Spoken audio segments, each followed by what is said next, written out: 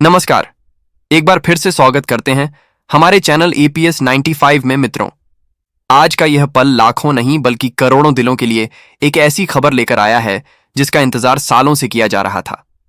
देश भर में कर्मचारी पेंशन योजना के अंतर्गत आने वाले EPS 95 के पेंशन धारकों के लिए यह एक बड़ा मोड़ साबित हो सकता है। सरकारी गलियारों से लेकर मजदूर संगठनों तक, अदालतों से लेकर यूनियन बैठकों तक, हर जगह जिस मुद्दे पर चर्चा हो रही थी उस पर अब ठोस हलचल दिखाई देने लगी है। खबर यह है कि सरकार न्यूनतम पेंशन को बढ़ाने की गंभीर तैयारी में है और यह बढ़ोतरी कोई मामूली नहीं बल्कि लगभग 65% तक हो सकती है। जी हां, इसका सीधा मतलब है कि जो पेंशन धारक अब तक महीने में केवल RS 8,000 के आसपास पेंशन पा रहे थे, उन्हें आने वाले समय में RS 7,500 या उससे अधिक पेंशन मिल सकती है। अगर यह प्रस्ताव हरी झंडी पा जाता है तो लगभग 75 लाख से भी अधिक पेंशन धारकों के खाते में हर महीने कहीं अधिक रकम पहुंचेगी। यह फैसला न केवल उनके आर्थिक बोझ को हल्का करेगा बल्कि उनकी जिंदगी में एक नई सांस भर देगा।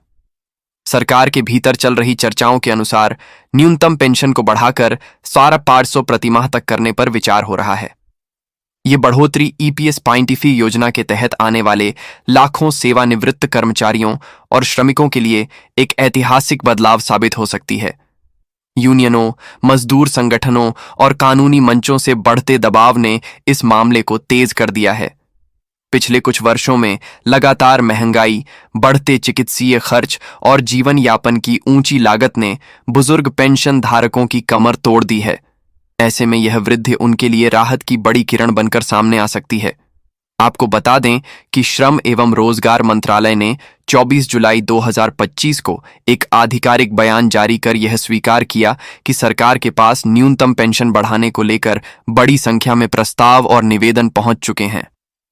राज्यसभा में श्रम एवं रोजगार राज्य मंत्री सुश्री सुभाकर क्रंदला ने लिखित उत्तर में इस बात की पुष्टि भी कर दी है। इस बयान में स्पष्ट किया गया कि EPS 85 योजना एक परिभाषित अंशदान और परिभाषित लाभ वाली सामाजिक सुरक्षा योजना है जिसका रखरखाव कई स्रोतों से होता है। इसमें नियोक्ता का योगदान कर्मचारी के वेतन का 8.13% होता है, जबकि केंद्र सरकार भी बजटीय समर्थन देती है। यह योगदान RS 15,000 मासिक वेतन सीमा तक ही लागू होता है। हालांकि 31 मार्च 2019 तक के नवीनतम मूल्यांकन में यह सामने आया कि इस निधि में घाटा चल रहा है, जो किसी भी बड़े संशोधन के रास्ते में एक चुनौती है। इसके बावजूद सरकार RS 8,000 प्रतिमाह की न्यूनतम पेंशन का भुगतान जारी रखे हुए है, जिसे पूरी तरह से बजट से सहायता दी जाती है। पेंशन धारकों की अपेक्षाएं अब केवल मामूली वृद्धि तक सीमित नहीं है। वे यह चाहते हैं कि पेंशन में कम से कम 35% की बढ़ोतरी हो, जिससे न्यूनतम मासिक पेंशन 7,500 तक पहुंच जाए। उनका तर्क है कि यह बदलाव आज के समय में बढ़ती महंगाई और बुजुर्ग आबादी की जरूरतों के हिसाब से बिल्कुल उपयुक्त है। गौर करने वाली बात यह है कि इससे पहले पेंशन को RS 2,000 करने का एक प्रस्ताव रखा गया था, लेकिन वह मंजूर नहीं हुआ। अब हालात इस तरह बदल गए हैं कि बड़े संशोधन की मांग और भी जोर पकड़ चुकी है। संसद में इस मुद्दे पर पूछे गए 4 विशिष्ट सवालों के जवाब में मंत्री ने स्पष्ट कहा कि पेंशन संशोधन की मांग लंबे समय से सरकार के विचाराधीन है, लेकिन EPS कोष में घाटा और बजटीय सीमाएं इसमें सबसे बड़ी बाधाएं हैं। साथ ही यह भी कहा गया कि आने वाले समय में इस पर फैसला लिया जा सकता है। हालांकि अभी कोई औपचारिक मंजूरी नहीं दी गई है। राजनीतिक पृष्ठभूमि में देखें तो प्रधानमंत्री नरेंद्र मोदी के नेतृत्व वाली सरकार ने 1 सितंबर 2014 को न्यूनतम पेंशन की राशि RS 800 तय की थी। तब से अब तक इसमें कोई वृद्धि नहीं हुई है। पेंशन धारकों का कहना है कि मौजूदा आर्थिक स्थिति में यह रकम पर्याप्त नहीं है, क्योंकि 2026 के आम चुनाव करीब हैं और त्योहारी मौसम भी आने वाला है। इसीलिए यह संभावना जताई जा रही है कि सरकार इस मौके पर राजनीतिक रूप से लाभकारी घोषणा कर सकती है। प्रस्तावित वृद्धि के तहत न्यूनतम पेंशन RS 8,000 से बढ़ाकर लगभग RS 13,200 सालाना तक पहुंच सकती है, यानी 65% की बढ़ोतरी। हालांकि अंतिम फैसला अभी बाकी है, लेकिन सरकार सक्रिय रूप से इस पर विचार कर रही है। निधि घाटा अभी भी सबसे बड़ा अवरोध है और यह भी संभव है कि त्योहारों के मौसम और चुनावी माहौल को देखते हुए निर्णय की समय सीमा प्रभावित हो। इसी बीच एक और बड़ी खबर सामने आई है। पुरानी पेंशन योजना की बहाली समेत कई मांगों को लेकर कर्मचारियों ने जबरदस्त प्रदर्शन किया है। हजरतगंज स्थित बीएन सिंह प्रतिमा स्थल पर 88वां संगठन के बैनर तले सैकड़ों कर्मचारियों ने एकजुट होकर रोड मार्च निकाला। उनकी प्रमुख मांगों में पुरानी पेंशन योजना की बहाली और निजीकरण पर रोक लगाना शामिल था। इसके साथ ही कर्मचारी भविष्य निधि संगठन ईपीएफओ की ओर से साल 2025 में लागू होने वाले नए नियमों और प्रमुख सुधारों की घोषणा की गई है।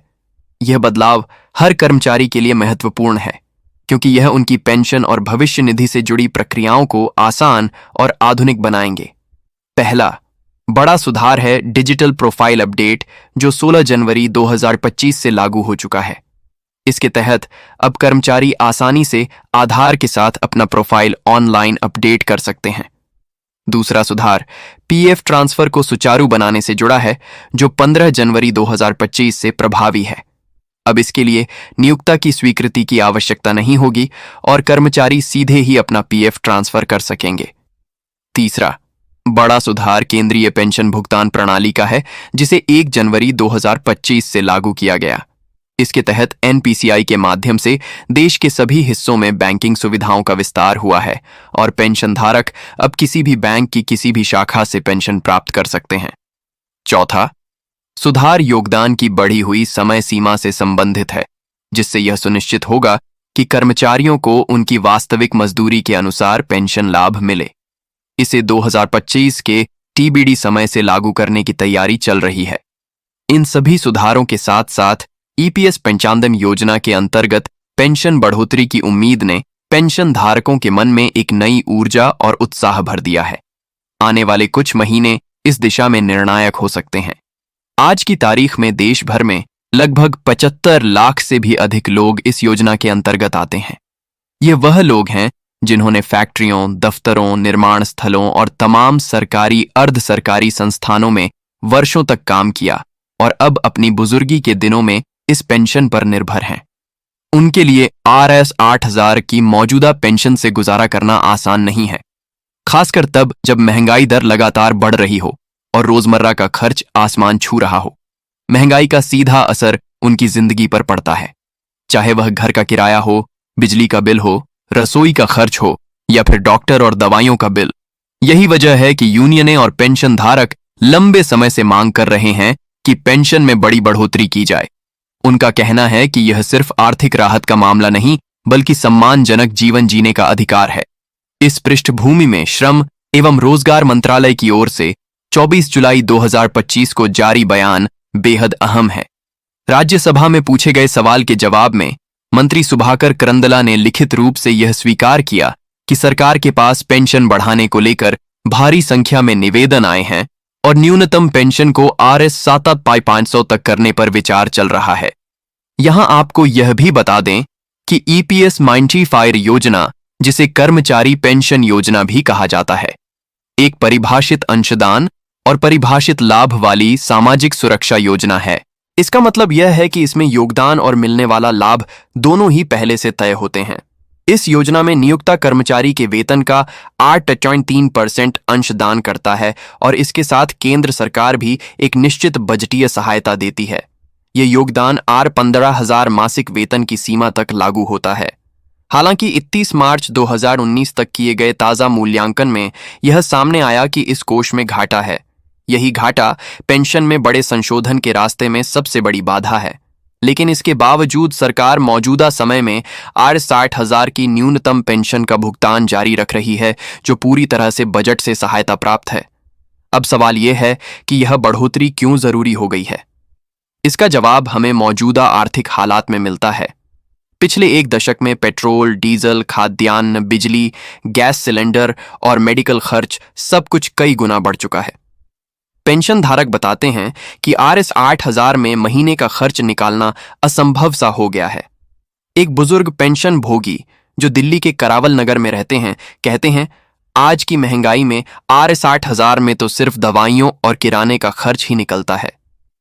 बाकी जरूरतों के लिए दूसरों पर निर्भर होना पड़ता है। यूनियनों का भी कहना है कि पेंशन में 65% की बढ़ोतरी करना सिर्फ चुनावी वादा नहीं होना चाहिए, बल्कि यह सामाजिक न्याय का हिस्सा है। उनका तर्क है कि जब सरकारें कर्मचारियों की सेवा अवधि में उनके योगदान को सराहती हैं, तो सेवानिवृत्ति के बाद भी उन्हें सम्मानजनक पेंशन मिलनी चाहिए। राज्यसभा में इस मुद्दे पर पूछे गए 4 खास सवालों में यह पूछा गया कि क्या पेंशन संशोधन की मांग लंबे समय से सरकार के विचाराधीन है? क्या यूनियनों और अदालतों के दबाव के बीच इस पर जल्द फैसला होगा? क्या धन की उपलब्धता के बावजूद पेंशन बढ़ाने में बाधाएं हैं? और क्या आगामी त्योहारों को देखते हुए सरकार कोई बड़ा ऐलान कर सकती है? मंत्री ने इन सवालों का जवाब देते हुए कहा कि हां, सरकार को इस विषय पर भारी संख्या में निवेदन मिले हैं, लेकिन कोष का घाटा और बजटीय सीमाएं इसमें रुकावट बन रही है। साथ ही उन्होंने यह भी जोड़ा कि भविष्य में इस पर संशोधन से इनकार नहीं किया जा सकता। राजनीतिक दृष्टि से भी यह मामला महत्वपूर्ण है। प्रधानमंत्री नरेंद्र मोदी के नेतृत्व वाली सरकार ने 1 सितंबर 2014 को न्यूनतम पेंशन Rs 6,800 तय की थी और तब से इसमें कोई वृद्धि नहीं हुई है। पेंशन धारक मानते हैं कि आज के समय में यह रकम अपर्याप्त है।